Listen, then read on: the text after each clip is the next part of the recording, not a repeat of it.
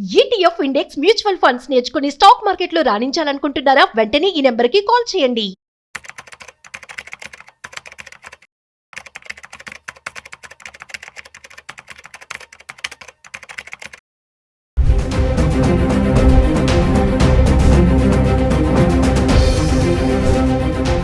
నమస్తే, welcome back to Suman TV. Present మనతో పాటు ఉన్నారు స్టాక్ మార్కెట్ అనలిస్ట్ సుందరామరెడ్డి గారు. నమస్తే సార్. నమస్తే మ్యామ్. సార్, గోల్డ్ గురించి మనం చాలా వీడియోలో మాట్లాడుకున్నాం. క్రమేపా పెరుగుతూనే వస్తుంది. మరి ఇప్పుడు చూస్తే 1,05,000 అయిపోయింది. అంటే 10,000 వరకు కూడా వెళ్ళే ఛాన్సెస్ అయితే కనిపిస్తున్నాయి. మరి ఎందుకు ఒకేసారి ఇంతగా జంప్ అయింది అంటే టారిఫ్ అనుకోవచ్చా? ఇప్పుడు కొత్తగా వచ్చినటువంటి జిఎస్టీలో మార్పులకి అనుగుణంగా ఇంకా పెరిగే ఛాన్సెస్ ఉన్నాయంటే ఎంతవరకు వెళ్ళొచ్చు అంటారు? నో, గోల్డ్ పెరగడానికి ఇండియాలో ఉన్న టారిఫ్కి సంబంధం ఉండదండి. గోల్డ్ అనేది యూనివర్సల్ మెటల్, అది ఎల్లో మెటల్. సో కాబట్టి వరల్డ్ వైడ్గా అది నడుస్తుంది. ఇప్పుడు ప్రపంచవ్యాప్తంగా ఫస్ట్ టైము ఈ అమెరికన్ ట్రెజరీతో పోల్చుకుంటే గోల్డ్ని వాళ్ళు రీప్లేస్ చేసుకునే వాళ్ళు ఎక్కువ అవుతున్నారు. ఫస్ట్ టైం అది హిస్టరీలోనే. అందుకని ప్రపంచవ్యాప్తంగా సెంట్రల్ బ్యాంక్స్ అన్నీ కూడా ఈ డాలర్కున్న రిజర్వ్ స్టేటస్ ఏదైతే ఉందో దాన్ని స్లో చేసుకుంటూ తగ్గించుకుంటూ వస్తున్నారు. ఇప్పుడు వరల్డ్ వైడ్గా డాలర్ స్టోర్ చేసుకునే వాళ్ళు దాన్ని రిజర్వ్ కరెన్సీగా వాడేవాళ్ళు ఇంతకుముందు 57 దాకా ఉండేవాళ్ళు. ఇప్పుడు 50 దగ్గరకు వచ్చేసింది అది. అంటే స్లోగా తగ్గిస్తున్నారు అమెరికన్ డాలర్ స్టోర్ చేయడం అనేది. దానికి బదులు వాళ్ళు గోల్డ్తో హెడ్జింగ్ చేస్తున్నారు. ఈవెన్ ఇండియాలో కూడా ఆర్బీఐలో రీసెంట్ స్టేట్మెంట్ ఇచ్చారు. వాళ్ళు గోల్డ్ తోటి మేము హెడ్జింగ్ చేస్తున్నాము అండ్ అమెరికన్ ట్రెజరీస్ని అదే తగ్గిస్తున్నాం, యూఎస్ ట్రెజరీని తగ్గిస్తున్నామని.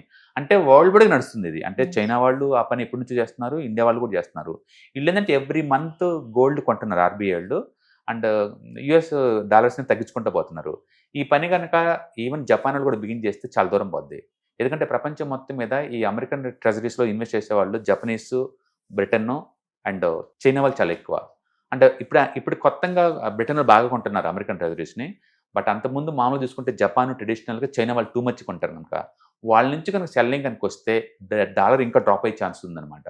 మొత్తానికి ఏదైనా కావచ్చు వరల్డ్ వైడ్గా అయితే పర్టికులర్ బ్రిక్ కంట్రీస్ మొత్తం సెంట్రల్ బ్యాంక్స్ స్వయంగా గోల్డ్ కొంటే బీన్ చేసినాయి కాబట్టి గోల్డ్కి డిమాండ్ కంటిన్యూస్గా ఉంటుంది. అది ఇండియాలో మ్యారేజ్ సీజన్ వల్ల కాదు, ట్యాక్స్ తగ్గడం వల్ల కాదు. వరల్డ్ వైడ్గా స్టాక్ మార్కెట్ అన్సర్టనిటీ ఉన్నప్పుడే గోల్డ్ అయితే పెరిగిద్ది. బట్ ఈ పర్టికులర్గా ఈ టైంలో మాత్రం డీడాలరైజేషన్ పుణ్యం అంటూ పెరుగుతుంది. అంటే ఆల్మోస్ట్ ఆల్ సెంట్రల్ బ్యాంక్స్ కొంటున్నాయి. అందుకని గోల్డ్ ఎవరు ముందు కొంటారు చూద్దాం అన్నట్టు అంటే చేజింగ్ నడుస్తుంది కాబట్టి గోల్డ్ ఈ ట్రెండ్ కంటిన్యూ అయ్యే ఛాన్స్ ఉంది. అయితే అన్లిమిటెడ్ మూవ్ జరిగిద్ది అంటే మూవ్ జరగదండి. లాస్ట్ ఇయర్ ఇప్పటికే ఆల్మోస్ట్ 45% దాకా మూవ్ అయింది కాబట్టి స్లో అయ్యే ఛాన్సే ఎక్కువ ఉంది. మొత్తానికైతే పాజిటివ్ బయాస్ మీద మూవ్ అవుతుంది. అంటే మనం అనుకున్నట్టు పాత వీడియోలో 1,10,000 రీచ్ అయ్యే ఛాన్స్ ఉంది. ఒకవేళ తగ్గితే సార్ ఎంత తగ్గొచ్చు అంటారు? 10 సార్లు తగ్గితే ముందు ఆర్బీఐలు కొంటారండి. ప్రపంచవ్యాప్తం సెంట్రల్ బ్యాంక్సే కొంటాయి తగ్గి కొద్దీ. అందుకని తగ్గిద్దా మరీ టూ మచ్గా అంటే అంత తగ్గదు కానీ స్టేబుల్గా ఉంటుంది.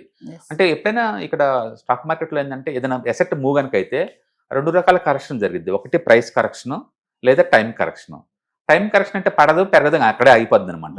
నాకు తెలిసి గోల్డ్ నెక్స్ట్ 1 or 2 years పెరగదు పడదు అక్కడే ఉండిపోద్ది. నేను అందుకే చెప్పాను కింద వైపు పోతే 90, పైకి పోతే 1,10,000 అని.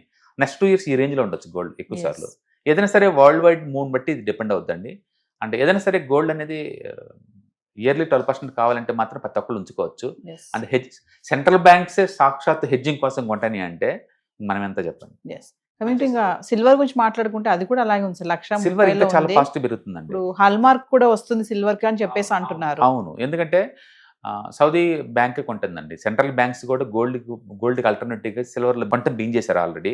అంటే ఇండస్ట్రియల్ యూటిలిటీ చాలా ఎక్కువ సిల్వర్కి. అందుకని నెక్స్ట్ డెకేడ్ బిలాంగ్స్ టు ఈ మెటల్స్లో సిల్వర్ గోయింగ్ టు రోల్ గోల్డ్తో కంపేర్ చేసినా సరే. ఎందుకంటే అటు ఇండస్ట్రియల్ యూటిలిటీ ఉంది, ఈ వైపు మళ్ళీ ఇన్వెస్ట్మెంట్ బీన్ అయింది గోల్డ్ సిల్వర్లో. అందుకని silver definitely going to rock compare to గోల్డ్తో పోల్చుకుంటే. అయితే కొత్తగా ఇన్వెస్ట్ చేసేవాళ్ళు దీంట్లో అగ్రెసివ్గా పెట్టచ్చు అంటే అంత అగ్రెసివ్ అవసరం లేదండి, కన్జర్వేటివ్ పెట్టుకుని బాగుంటుంది. ఏదైనా సరే స్టాక్ మార్కెట్లో వాలటిలిటీ ఎక్కువైన కాడి నుంచి లేదు, అందరూ మల్టీ అసెట్ అలొకేషన్లో పెడుతున్నారు. వాళ్ళందరూ ఖచ్చితంగా సిల్వర్లో గోల్డ్లో పెడతారు. అందుకని గోల్డ్ ఇన్వెస్ట్మెంట్ పెరుగుతుంది ముందు రోజుల్లో. కాబట్టి ఆ ట్రెండ్ వరల్డ్ వైడ్గా ఉంది. ఇప్పుడు ఈ టైంలో మరి ఇన్వెస్ట్మెంట్ చేసే వాళ్ళు కరెక్ట్ టైం అంటారా? నో, నేను అనుకుంది ఏంటంటే అగ్రెసివ్గా అలొకేట్ చేయకుండా కన్జర్వేటివ్ కొంత అలొకేట్ చేయమంటాను. స్ట్రక్చర్లో చాలా స్ట్రాంగ్గా ఉంది గోల్డ్ చార్ట్స్ అండ్ సిల్వర్. రెండిట్లో ఒకటే తీసుకోమంటే సిల్వర్ రికమెండ్ చేస్తాను. అండ్ రెండిట్లో ఎంత పెట్టచ్చు అంటే ఓవరాల్ పోర్ట్ఫోలియో కొంత కేటాయించండి, మొత్తం కేటాయించిన అవసరం లేదు. ఇంకా చెప్పాలంటే ఈ టైంలో ఈక్విటీకి ఎక్కువ అలొకేట్ చేయమంటాను. ఎందుకంటే 14 months జీరో రిటర్న్స్ కదా, ఇది మూవ్ అయ్యే ఛాన్స్ ఎక్కువ ఉంది దాంతో పోల్చుకుంటే నెక్స్ట్ 1 yearలో. But positive bias gold. Thank you, sir. Hi, ETFs, index funds and mutual funds ఎవరైనా సరే క్లాస్ రూమ్ ఎన్విరాన్మెంట్లో ఇలా నేర్చుకుందాం అనుకుంటే అక్టోబర్ 12వ తారీఖు మీకు దగ్గరలోని సిటీకి వస్తున్నాం. వైజాగ్, తిరుపతి అండ్ నెల్లూరు ఈ 3 సిటీస్లో ప్లాన్ చేస్తున్నాం. సో మీరు ఎవరైనా సరే స్టాక్ మార్కెట్ మీద passive income as well as active income కనుక ETFs, index funds and mutual funds ద్వారా ఎర్న్ చేద్దాం అనుకుంటే ఇది మంచి అవకాశం.